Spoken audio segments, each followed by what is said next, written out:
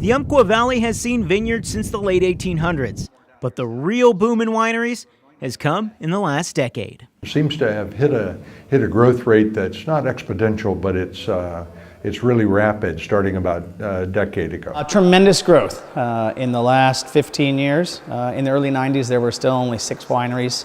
In the Umpqua Valley, there are now 25. One of the 10 stops on the April 14th barrel tour is Abasela, a winery that has a Spanish flavor. Tempranillo, that's what we came here to do. We lived back east and sought a regional climate that was compatible with the wines of Spain, where they grow the finest Tempranillo. It's just my favorite wine, goes with the kind of foods I like to eat, like highly flavored lamb. Spain thrives on that, and so do I. On May 5th, the tour shifts to 10 new stops, including Spangler Vineyards. Like most of Southern Oregon, it's warm here, very warm here. I have Cabernet Sauvignon dating back to 1969, and we do 90% red wines. It's nice and hot. I like red wines. That's what I like to drink, so that's what I make.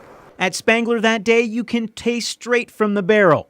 You can also say hello to their pack of fluffy, loving wine dogs.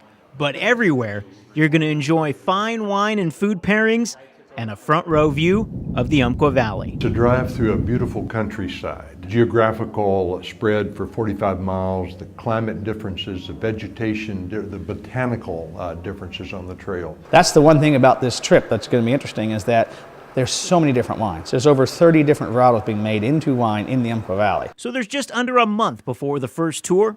It's time to think spring, sunshine, and some vino.